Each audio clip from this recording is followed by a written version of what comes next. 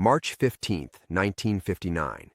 CIA operative Thomas Brennan walked into the Hotel Nacional in Havana carrying a briefcase full of poisoned cigars and a handshake that would haunt him for 60 years. He was 38 years old. Fidel Castro was 32.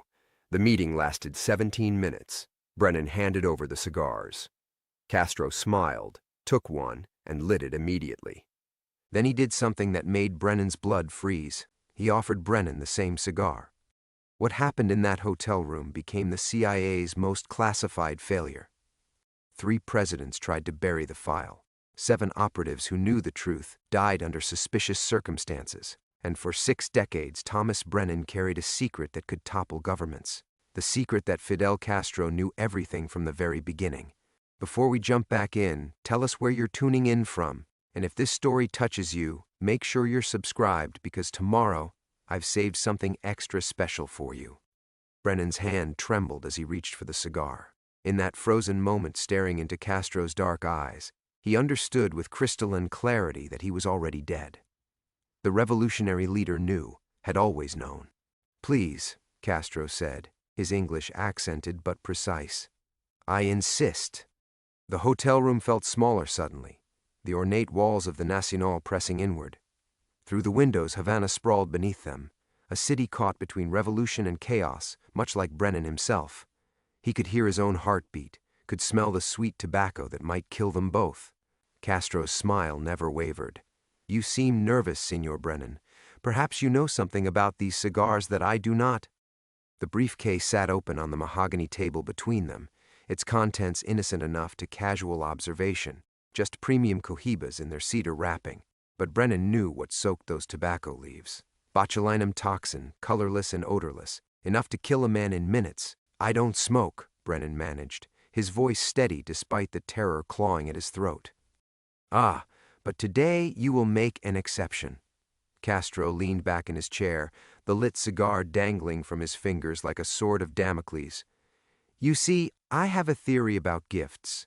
They reveal more about the giver than the receiver." Brennan's training kicked in. Assess, adapt, survive. The room had 2 exits, the main door, certainly watched, and French doors leading to a balcony that offered a 3-story drop to the street. Neither option inspired confidence.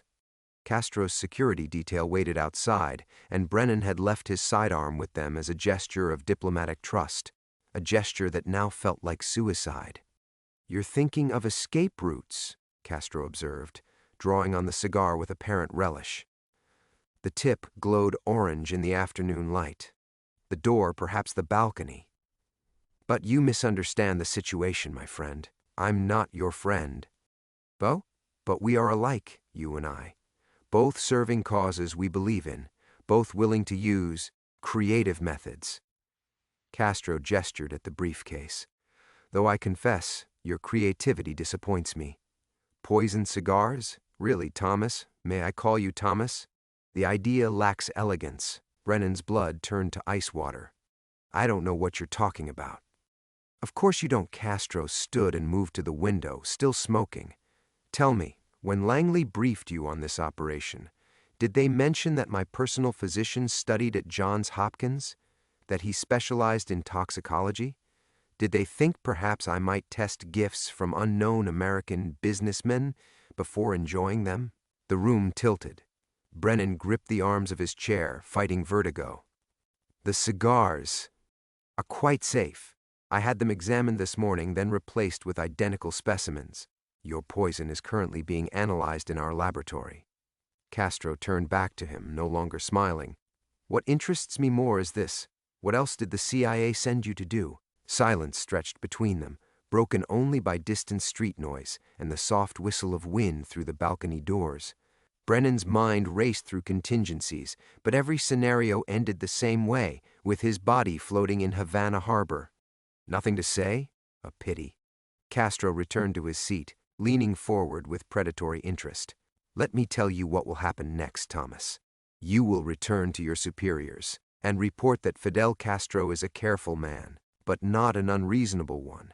You will tell them that their assassination attempt failed, but that I am willing to discuss alternative arrangements." "What kind of arrangements?"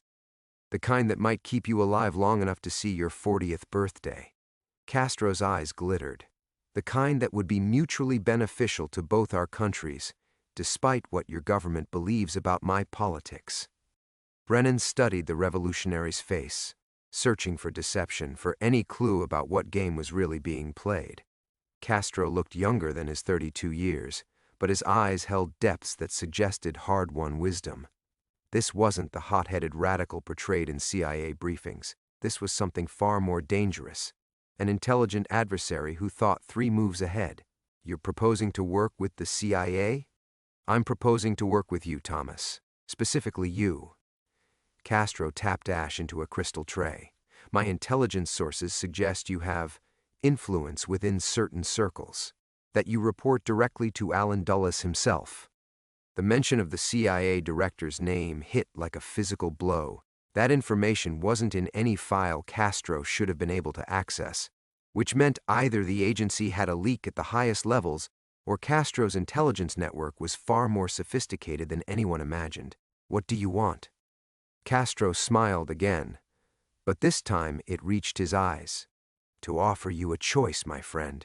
You can leave this room as my enemy, knowing I possess evidence of your government's attempt on my life, or you can leave as something much more valuable.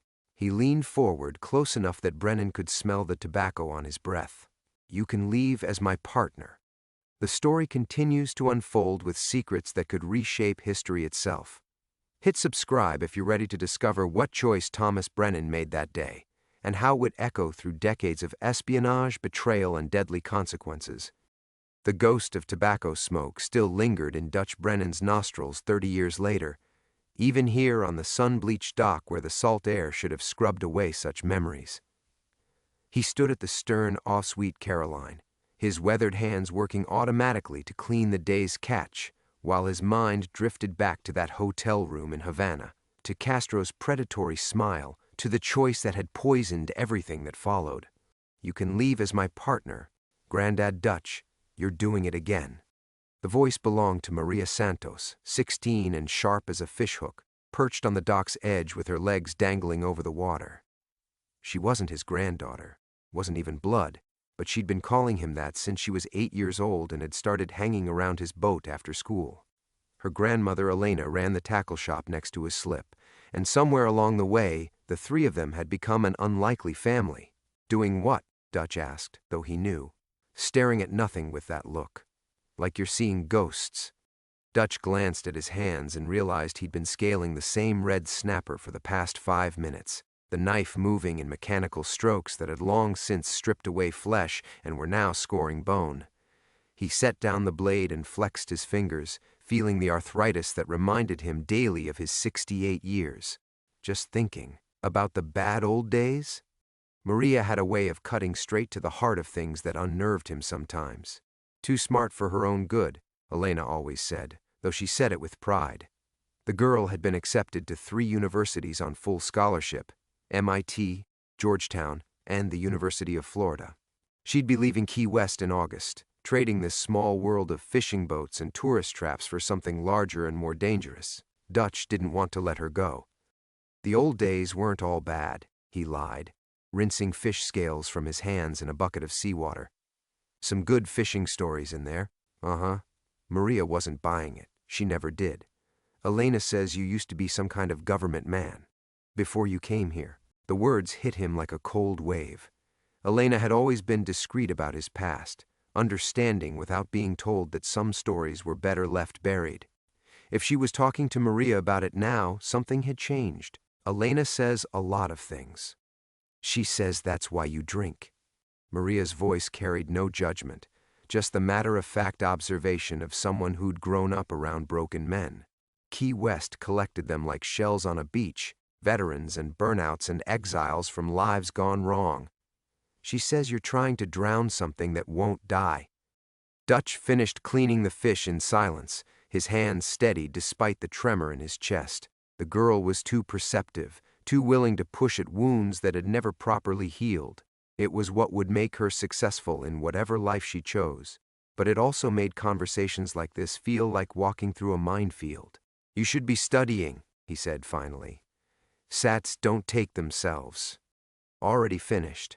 Scored 1580. She said it without pride or excitement, just another fact to file away. Elena's making your favorite tonight. That fish stew with the saffron. Bouillabaisse, he thought, though Elena called it by the Spanish name her grandmother had used. She made it whenever she sensed he was sliding deeper into the dark places in his mind, as if the familiar flavors could anchor him to the present. It usually worked. Tell her I'll bring wine. Tell her yourself. And bring the good stuff this time, not that rotgut you drink when you think we're not looking. Maria stood and brushed sand from her shorts, preparing to head home. The late afternoon sun caught the gold in her dark hair, and for a moment she looked so much like her mother, Elena's daughter who died in a car accident 7 years ago, that Dutch felt his breath catch. This was what Castro had understood in that hotel room, what he'd seen in Dutch's eyes even before Dutch understood it himself. Everyone had something they couldn't bear to lose. For some it was ideology or power or money. For Dutch, it had always been the people who'd somehow decided to love him despite his failures. Elena emerged from the tackle shop as if summoned by their conversation, wiping her hands on a dish towel. At 62, she moved with the easy grace of someone comfortable in her own skin, silver threading through black hair she wore loose around her shoulders.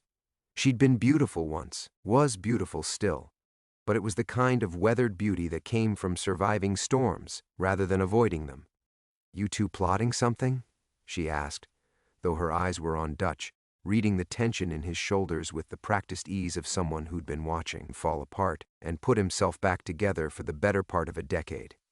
"Just talking about college," Maria said, kissing Elena's cheek before heading toward the parking lot where her battered Honda waited. "See you at dinner, Granddad Dutch. Try not to brood too much between now and then." Dutch watched her go, that familiar weight settling in his chest. In 3 months she'd be gone. In a few years, she'd have a life that didn't include a broken-down spy and his borrowed family. The thought terrified him more than Castro ever had, because this time he'd have something real to lose. Elena stepped closer, close enough that he could smell the faint scent of jasmine she wore, the one that always reminded him of better days. "You want to tell me what's really eating at you?" Before Dutch could answer, the low rumble of an approaching car cut through the evening quiet. A black sedan, too clean, too expensive for the usual Key West crowd, pulled into the gravel lot beside the marina. Dutch's instincts, dormant but never dead, kicked to life like an old engine turning over. The woman who emerged from the driver's seat moved with the fluid precision of someone trained in violence. Mid-30s, olive skin, dark hair pulled back severely. She wore a simple white blouse and dark slacks, nothing remarkable except for the way her eyes swept the dock, cataloging exits and potential threats with the efficiency of a professional. "Thomas Brennan?" Her voice carried a slight accent, Cuban maybe, though Dutch had learned long ago not to trust such assumptions. Elena stepped protectively closer to his side. "Who's asking?" The woman ignored her, those dark eyes fixed on Dutch with unsettling intensity. She reached into her purse slowly, deliberately, and withdrew a manila envelope, yellowed with age. "My name is Isabella Herrera. I think we need to talk." Dutch's mouth went dry. The name meant nothing to him, but the careful way she held that envelope, the weight of secrets in her voice, triggered every alarm bell in his head. "I run a fishing charter. You want to talk to fish? Make an appointment." "I'm not here about fish." Isabella stepped onto the dock, her movements confident despite the gentle sway of the wooden planks. "I'm here about Cuba. About 1959. About a conversation you had with a man who changed history." The world tilted. Dutch felt Elena's sharp intake of breath beside him, felt the weight of 30 years crashing down like a rogue wave. "I don't know what you're talking about." Isabella smiled, and for one terrifying moment, Dutch saw Castro's predatory grin reflected in her features. "My father said you'd say that." She opened the envelope and withdrew a photograph, black and white, slightly blurred, the kind taken with a long lens from a careful distance. It showed 2 men shaking hands in what looked like a hotel room. One was young, bearded, wearing military fatigues. The other was clean-shaven, in a suit, looking uncomfortable. Dutch recognized himself immediately, though he was 40 years younger, and carried himself with the rigid posture of a man who still believed in his mission. Castro stood beside him, that same calculating smile, that same sense of dangerous intelligence barely contained. "This was taken at the Hotel Nacional," Isabella said quietly. "February 15th, 1959. The day you agreed to become his asset." Elena's hand found his arm, gripping tight enough to leave marks. "Dutch?" The dock seemed to sway beneath his feet, though the water was calm. He'd spent 3 decades building a life far from that photograph, far from the choices that had destroyed everything he'd once believed in. Now this woman, this ghost from a past he'd tried to bury, stood holding proof of his greatest betrayal. "Where did you get this?" "From Castro himself, before he died." Isabella's voice softened just a fraction. "He kept files on all his American assets, photographs, recordings, documentation of every meeting, every piece of intelligence passed along. You were one of his most valuable sources, Thomas, for nearly 5 years." Dutch's legs threatened to give out. Elena's grip on his arm was the only thing keeping him upright. "What do you want?" "What I want doesn't matter anymore. It's what they want that should worry you." Isabella glanced around the marina, her professional paranoia reasserting itself. "The CIA knows about the files. They've been systematically eliminating anyone who might have access to them. 3 men in the past 6 months, all made to look like accidents. Who's they? People who can't afford to have certain truths come to light. People who built careers on the narrative that Castro was an enemy who outsmarted them, rather than a partner who betrayed them." Isabella slipped the photograph back into the envelope. "You're on the list, Thomas, and so am I." The weight of it crashed over him, not just the immediate danger but the larger truth he'd spent 30 years running from. Castro hadn't just turned him into a double agent, he'd made him complicit in decades of deception, in a shadow war where the lines between enemy and ally had been redrawn in secret. Elena's voice came from very far away. "Dutch, what is she talking about?" He looked at this woman who'd given him a second chance at family, at love, at something resembling peace. Saw the confusion and dawning fear in her eyes. In a few hours, Maria would be back for dinner, expecting the same broken-down grandfather figure who told fishing stories and helped with her calculus homework. But that man was already gone, dissolved by the acid truth of that photograph. "Pack a bag," he told Elena quietly, "and call Maria. Tell her not to come home tonight." "Why?" Dutch stared out at the water that had sheltered him for 3 decades, knowing he'd never see it the same way again. "Because my past just caught up with our future." Elena didn't move. "I'm not going anywhere until you explain what's happening." Dutch could hear the steel in her voice, the tone she used when tourist fishermen tried to shortchange her or when Maria pushed back on curfew. It was the voice of a woman who'd raised a daughter alone, who'd survived her husband's death and built a business from nothing. Elena Santos didn't run from fights. But this wasn't her fight. Not yet. "Please," Dutch said, still staring at the envelope in Isabella's hands. "Just trust me on this one." "Trust you?" Elena's laugh held no humor. "You've been lying to me for 8 years, Thomas, about who you were, what you did. And now some woman shows up with old photographs and suddenly you want me to pack a bag?" Isabella shifted uncomfortably, scanning the marina again. The evening crowd was thinning, a few remaining fishermen securing their boats, tourists heading back to their hotels. Normal sounds, normal sights. But Dutch could feel the wrongness in the air, the electric tension that came before violence. "We shouldn't be standing out here," Isabella said. "Too exposed." "My boat," Dutch said automatically, then caught himself. The Sweet Caroline was his sanctuary, the one place left untouched by his past. Taking Isabella there felt like inviting poison into his bloodstream. But the alternatives were worse. They moved toward the stern, Elena reluctantly following. Dutch helped Isabella aboard first, noting how she accepted his hand while simultaneously checking sightlines to the parking lot. Professional habits died hard. The boat's cabin felt smaller with 3 people, especially when one of them radiated barely contained fear. Isabella sat stiffly on the bench seat, that envelope still clutched in her hands like a weapon.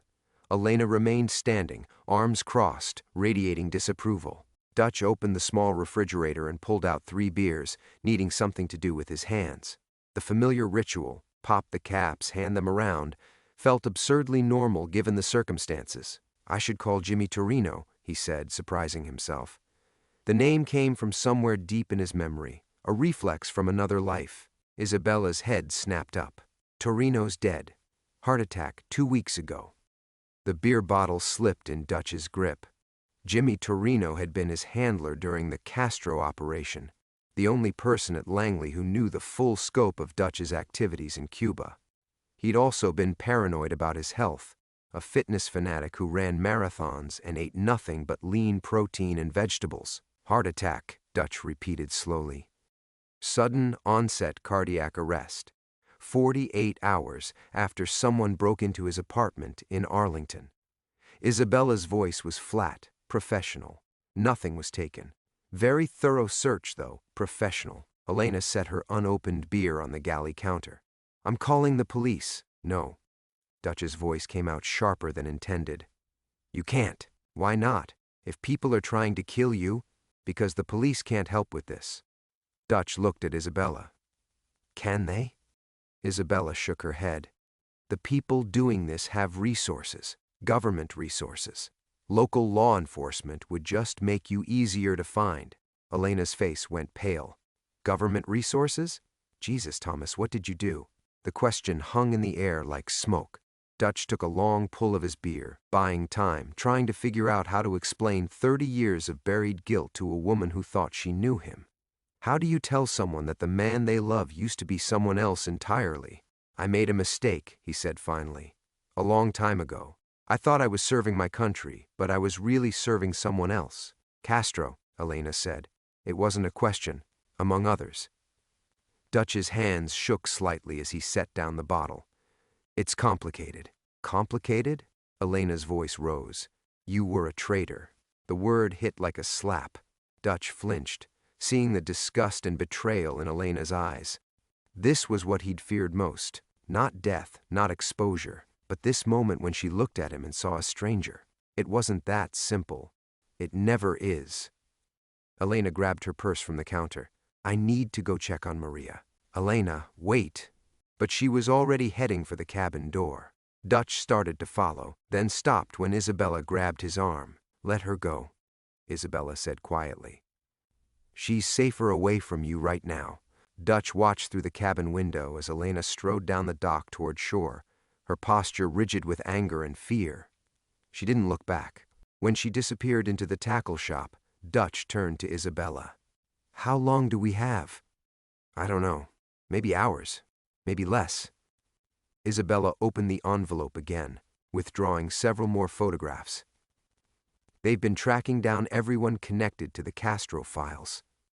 You were one of the last names on their list. Why?" Isabella's smile was bitter, carrying echoes of her father's dangerous charm.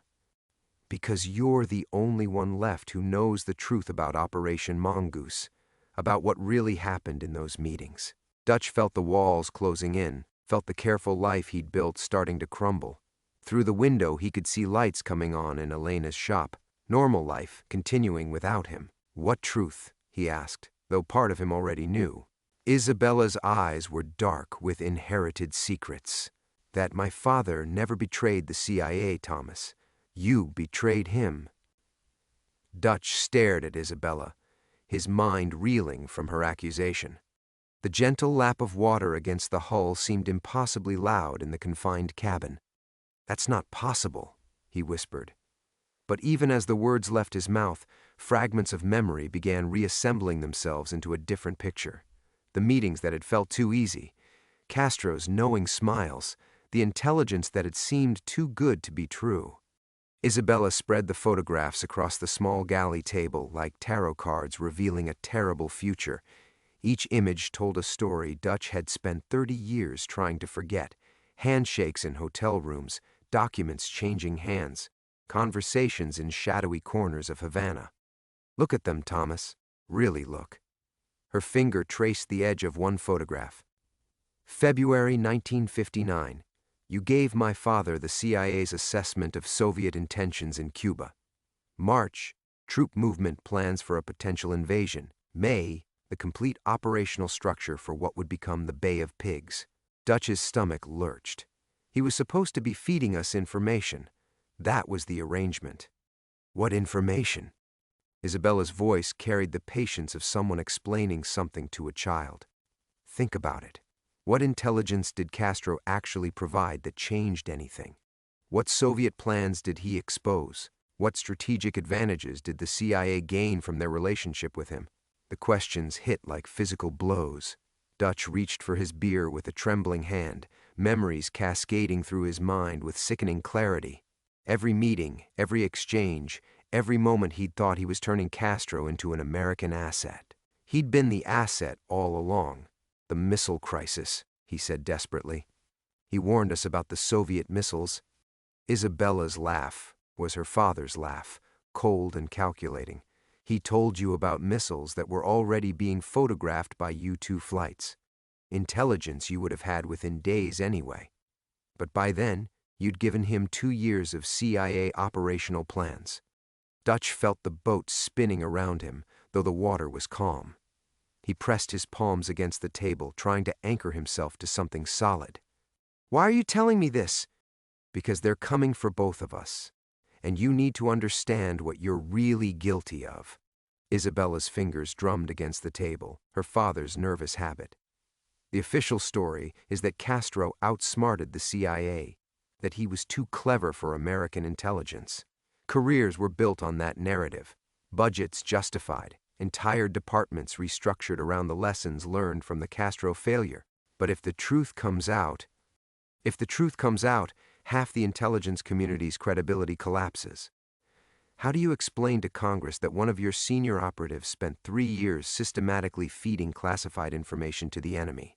How do you justify the budgets, the promotions, the entire Cold War intelligence apparatus built on that foundation? Dutch's vision blurred at the edges.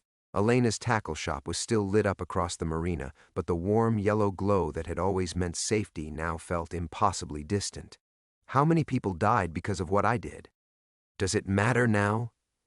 Isabella's voice softened, just slightly. What matters is that certain people have decided the risk of exposure is too great. 3 of my father's assets are dead, 2 CIA handlers from the Cuba desk, a secretary who processed the files. Why hasn't anyone come for me before now? Because you disappeared. Thomas Brennan, the CIA operative, vanished in 1974, and Dutch Brennan, the fishing guide, was careful to stay invisible. No credit cards, minimal bank records, cash transactions. You were a ghost. Until now. Isabella nodded grimly. My father's death changed everything. The Cuban government is transitioning. Old files are being reviewed. Someone in Langley decided it was time to clean house permanently. Through the cabin window, Dutch saw movement in the parking lot. A second sedan, dark blue this time, parking near Isabella's rental. 2 figures emerged, moving with the purposeful stride of professionals on assignment. Shit! Isabella followed his gaze and went rigid. We need to move. Now. Dutch's body moved on instincts he'd thought were long dead. He killed the cabin lights and moved to the helm, fingers finding the ignition keys by touch. The engine turned over with a low rumble that seemed deafeningly loud in the evening quiet. The lines, he hissed at Isabella, who was already moving toward the bow. As she cast off the mooring lines, Dutch saw the 2 figures break into a run toward the dock. One was speaking into a radio or phone, coordinating something. The other had his hand inside his jacket. The Sweet Caroline backed away from the slip just as the first man reached the end of the dock. Dutch didn't wait to see if they were armed. He pushed the throttles forward, and the boat surged toward the harbor entrance, leaving a wake that rocked the moored vessels behind them. But as they cleared the marina and entered open water, Dutch realized the terrible truth. He wasn't running from his past anymore. He was running toward it. And Elena, beautiful, trusting Elena who'd never asked him to be anything other than the broken man she'd found 8 years ago, was now part of a story that could only end in blood. The Sweet Caroline cut through the dark water at full throttle, her twin engines screaming against the night. Dutch's hands gripped the wheel with white-knuckled intensity. muscle memory guiding them through the channel markers, even as his mind reeled from Isabella's revelations. "Where are we going?" Isabella shouted over the engine noise, bracing herself against the cabin wall as the boat hit the chop beyond the harbor. Dutch didn't answer immediately. He was thinking about Elena's face when she'd called him a traitor, the way she'd looked at him like he was a stranger. But the worst part wasn't her disgust, it was that she was right. He had been a traitor, just not in the way any of them understood. "There's something you're not telling me," he called back to Isabella, throttling down as they reached deeper water. The sudden quiet felt ominous. "If your father kept files on all his assets, why are you still alive? Why aren't you at the bottom of Havana Harbor?" Isabella's silence stretched too long. Dutch turned to study her face in the green glow of the instrument panel, noting the tension around her eyes, the way she avoided his gaze. "Because," she said finally, "I wasn't in the files." The pieces clicked into place with sickening clarity. Dutch cut the engines entirely, letting the boat drift in the darkness while he processed what she'd just admitted. "You're not Castro's daughter." Isabella's composure cracked just for a moment, revealing something desperate underneath. "I am his daughter, just not officially." "Who are you really?" She pulled out a different photograph, this one more recent. It showed a young woman in a CIA training facility, surrounded by other fresh-faced recruits. Isabella, maybe 15 years younger, wearing the same confident expression she'd carried onto his dock. Isabella Vargas, CIA operative, recruited 2010. Specialized in Cuban intelligence. Her voice was steady now, professional. "Fidel Castro was my biological father, but I was raised by my mother in Miami. The agency found me 3 years ago when they started preparing for post-Castro Cuba." Dutch felt the betrayal like a physical blow. "You're one of them." "I was." Isabella's emphasis on the past tense carried weight. "Until they decided my father's files were too dangerous to exist. Until they ordered me to eliminate the last witnesses. Including me. Especially you." Isabella leaned forward, urgency creeping into her voice. "Thomas, you have to understand. I came here to warn you, not kill you. When I saw what they'd done to Torino, to the others, I couldn't be part of it anymore." Dutch stared at this woman who'd upended his life, trying to separate truth from manipulation. Everything about her felt calculated, from her timing to her revelations to this moment of supposed conscience. But something in her voice, some crack in her professional facade, made him hesitate. "Why should I believe you?" "Because you're the only one left who can prove what really happened." Isabella pulled out a small digital recorder, its red light blinking in the darkness. "My father didn't just keep photographs, Thomas. He recorded everything. Every conversation, every meeting, every moment you thought you were recruiting him." The recorder seemed to pulse in the darkness like a radioactive heart. Dutch found himself leaning away from it, as if proximity might contaminate him further. "I've heard the tapes," Isabella continued. "All of them. Do you want to know what my father said about you after your first meeting?" Dutch's throat felt like sandpaper. "What?" "He said you were the most idealistic man he'd ever met. That you actually believed in what you were doing, believed you could change the world through careful conversation and shared humanity." Isabella's voice carried an echo of sadness. "He said it would be almost too easy to turn you, because you wanted so badly to believe that even enemies could become friends." The words hit harder than any accusation of treason. Dutch remembered that young CIA operative, remembered the man who'd walked into that hotel room genuinely believing he could save the world through skillful diplomacy. The man who'd thought he was sophisticated enough to handle Fidel Castro. "He played me. He played everyone. But you," Isabella paused, choosing her words carefully. "You, he almost felt sorry for." A light appeared on the horizon. Another boat, moving too fast and too direct to be a pleasure craft. Dutch's instinct screamed danger even as his mind struggled to process Isabella's revelations. "They found us," Isabella whispered, following his gaze. Dutch started the engines again, but his hands shook on the controls. Not from fear, from rage. 30 years of guilt, 30 years of believing he'd failed his country through incompetence, when the truth was so much worse. He'd failed it through hope. "That recorder," he said, his voice carrying a new hardness Isabella hadn't heard before. "Does it prove everything?" "Everything." Dutch pushed the throttles forward, heading for the deep water where he'd learned to disappear. But for the first time in 3 decades, he wasn't running from his past. He was going to weaponize it. The deep water channels beyond Key West had been Dutch's sanctuary for 30 years, but tonight they felt like a trap. The pursuing boat's spotlight swept across the dark water behind them, its beam growing larger with each pass. Dutch cut the engines and let the Sweet Caroline drift into a shadowy pocket between 2 coral heads, where the depth finder showed 60 feet of black water. "They're gaining," Isabella whispered, watching the light dance across the waves. Dutch wasn't looking at their pursuers anymore. He was studying Isabella's face in the green glow of the instruments, seeing her father in the sharp angles of her cheekbones, in the calculating way she measured distances and angles. Even her fear seemed practiced, professional. "That recorder," he said quietly. "You've had it all along." "Yes. So why come to me? Why not just disappear? Change your identity. Start over somewhere they'll never find you." Isabella's hand closed protectively around the device. "Because disappearing won't stop this. They'll keep killing anyone who might know the truth.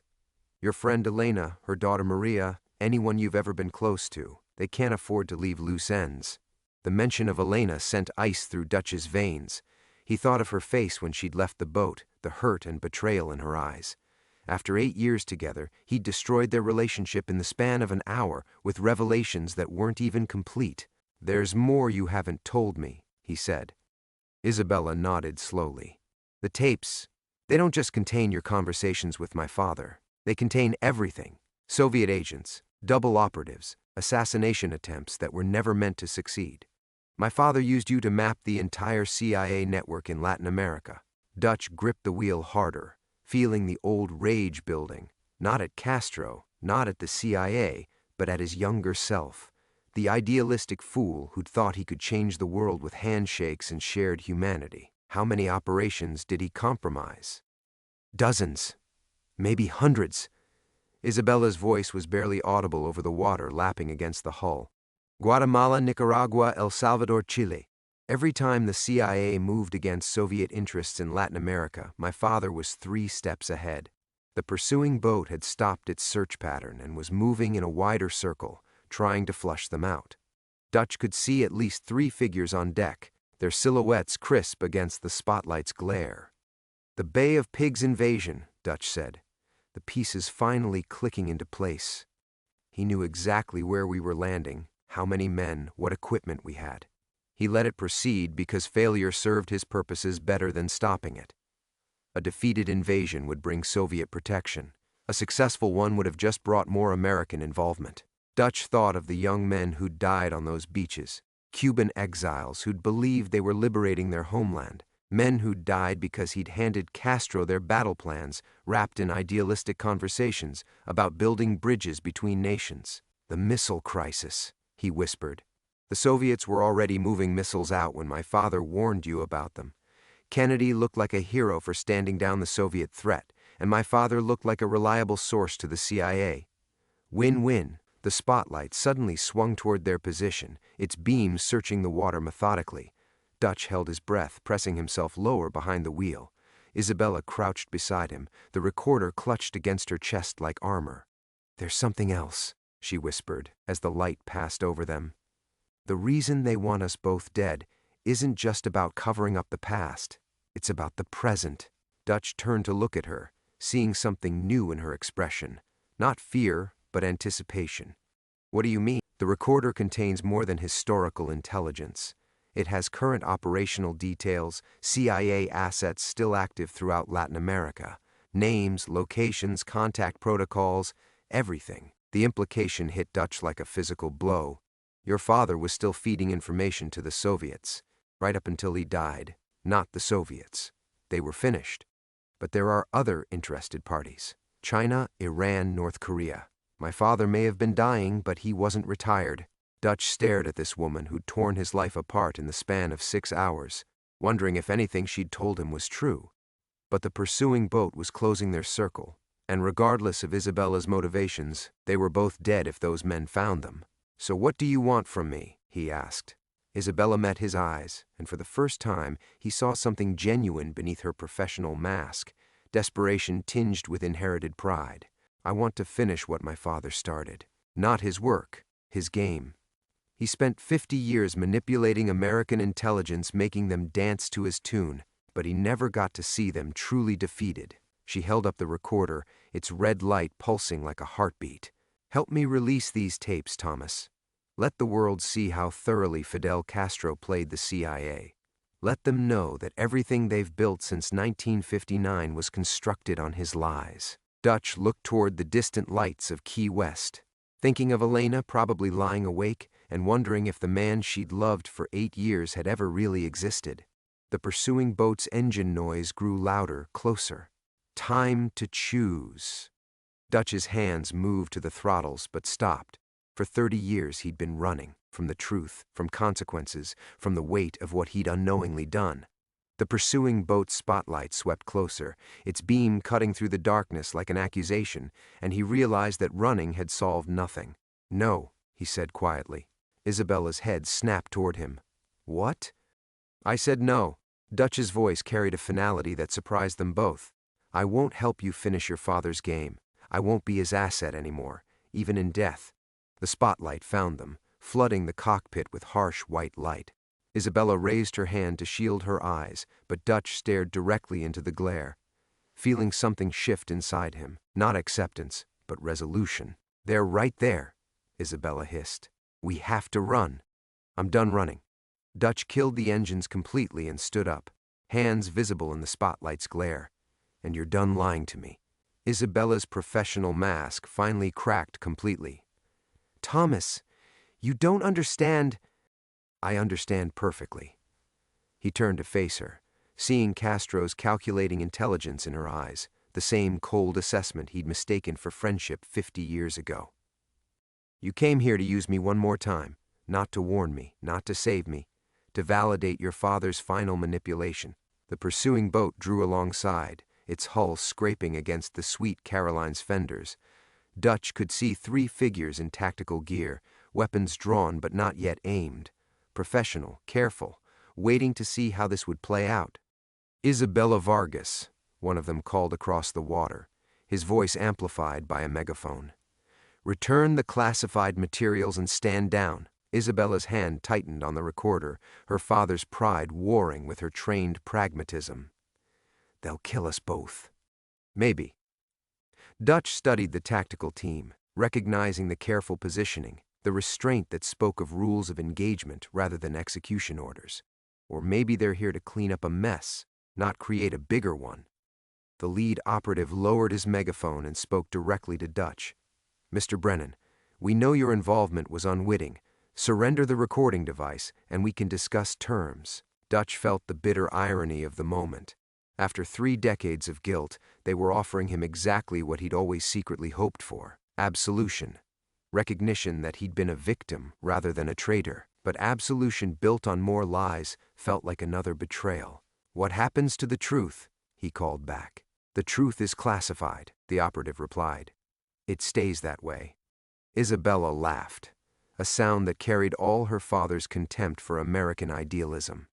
"You see? They offer you forgiveness for crimes you didn't know you committed, and in exchange they bury the evidence of crimes you actually did commit." Dutch looked at this woman who shared Castro's blood and his talent for making every choice feel like a trap.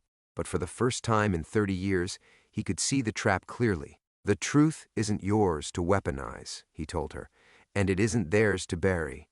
He reached for the recorder, and Isabella's hand moved instinctively to stop him. For a moment they struggled over the device, 2 people bound together by history they'd never chosen, while the tactical team watched and the spotlight held them in its unforgiving circle. The recorder slipped from their combined grip and clattered to the deck. In that instant of silence, Dutch saw everything with painful clarity. Isabella, caught between her father's legacy and her own survival. The CIA operatives, following orders to contain damage they hadn't created. Elena, sleeping alone in Key West, loving a man who'd never really existed. And himself, no longer the idealistic operative who'd believed in bridging differences, no longer the guilt-ridden exile who'd punished himself with isolation, but something new. Someone who could finally see the difference between justice and revenge. Dutch picked up the recorder and looked at its blinking red light. 30 years of recordings. Proof of manipulation and betrayal on both sides. Evidence that could topple careers and rewrite history books. He thought of the young men who died on Cuban beaches, of the families destroyed by intelligence games played by people who thought they were clever enough to manipulate human nature itself. He thought of Elena's face when she'd called him a traitor, and realized she'd been right, just not in the way either of them had understood. Dutch raised the recorder above his head and brought it down hard against the boat's metal rail. Once, twice, 3 times, until the plastic casing cracked and the electronic components scattered across the deck like digital confetti. Isabella's scream of rage was pure Castro, frustrated intelligence confronting idealistic stubbornness. The tactical team lowered their weapons slightly, confusion replacing readiness in their postures. Some truths, Dutch said quietly, are too expensive for anyone to own.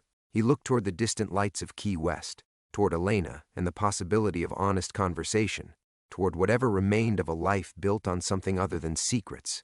The game was finally over. The silence that followed was profound, broken only by the gentle slap of water against hulls and Isabella's ragged breathing. Dutch watched the destroyed recorder's components settle into the scuppers, feeling lighter than he had in 30 years.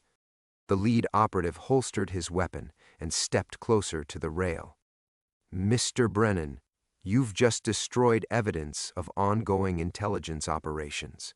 "I destroyed my father's last manipulation," Dutch replied, surprised by the steadiness in his own voice. "Nothing more." Isabella slumped against the captain's chair, her professional composure finally shattered. Without the recorder, she looked younger, more vulnerable, just a woman caught between competing loyalties, rather than the calculating operative who'd appeared at his dock. "You have no idea what you've done." "I know exactly what I've done." Dutch turned to face the tactical team. "I've ended a conversation that should have stopped 50 years ago." The operative studied Dutch's face in the harsh spotlight, perhaps recognizing something he hadn't expected to find. After a long moment, he spoke into his radio. "Package destroyed. Subjects compliant. Requesting extraction." As they waited for the Coast Guard cutter that would take Isabella away, Dutch found himself studying Key West's distant lights. Somewhere among them, Elena was probably lying awake, wrestling with the revelations that had shattered their careful peace. He wondered if there was enough truth left between them to build something honest, or if some betrayals cut too deep for healing. "She won't forgive you," Isabella said quietly, following his gaze. "Maybe not." Dutch's acceptance surprised him. "But I can finally tell her the truth, all of it." "Which truth? That you were a naive idealist who got played by my father? Or that you chose to destroy evidence rather than seek justice for the men who died?" Dutch considered this as the Coast Guard cutter appeared on the horizon, its red and blue lights painting the water in patriotic colors. Both truths. She deserves both. When the transfer was complete and Isabella had been led away in restraints, Dutch found himself alone on the dark water for the first time in days. The tactical team's boat had disappeared, taking their spotlight and leaving only stars for illumination. The Sweet Caroline drifted in the gentle current, her engines quiet, waiting for direction. He started the motors and turned toward home, but stopped at the harbor entrance where he'd first met Isabella. The same pelicans roosted on the channel markers, unchanged by the drama that had unfolded around them. Dutch cut the engines again and let the boat settle into the familiar rhythm of the tide. His phone had 17 missed calls from Elena. Dutch dialed her number and waited, watching the first hints of dawn creep across the eastern horizon. She answered on the second ring, her voice thick with exhaustion and worry. "Thomas? Thank God. I'm okay," he said. "It's over." "What's over? What happened? You left here talking like the world was ending and then nothing for 12 hours. Dutch closed his eyes, feeling the weight of 30 years pressing down like the deep water beneath his hull. "I need to tell you some things. About Cuba, about who I was before I came here, about who I really am. Thomas, you're scaring me." "I know, but no more secrets, no more running from what I did or didn't do." He opened his eyes and watched the sun break free of the horizon, painting the water in shades of forgiveness. "Meet me at the dock in an hour?"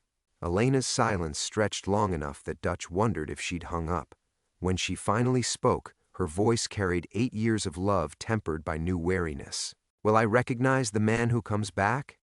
Dutch considered this as he guided the Sweet Caroline through the harbor entrance, past the tourist boats and fishing charters just beginning to stir. The man who'd left yesterday had been carrying ghosts, defined by guilt and secrets. The man returning had destroyed the last evidence of those secrets, choosing truth over vindication. "I don't know," he admitted. "But for the first time in 30 years, I'm not pretending to be someone else." By the time he reached his slip, Elena was waiting on the dock. She looked older in the morning light, worn down by a sleepless night of worry. But she was there, and she was waiting, and that felt like more grace than he'd earned. Dutch tied off the boat and stepped onto the dock, leaving the Sweet Caroline to bob gently in her berth. The charter business could wait. The tourists and their simple dreams of fighting fish in clear water could wait. Elena stepped toward him, her eyes searching his face for some familiar landmark in the emotional wreckage. "Start at the beginning," she said simply. Dutch took her hand, feeling calluses earned through 8 years of shared work, shared dreams, shared silences that had seemed comfortable, but were really just careful avoidance. 1959, he began. "I was 28 years old, and I thought I could save the world through conversation." As the Key West morning unfolded around them, warm and forgiving as always, Dutch began the hardest conversation of his life, the one he should have started 30 years ago.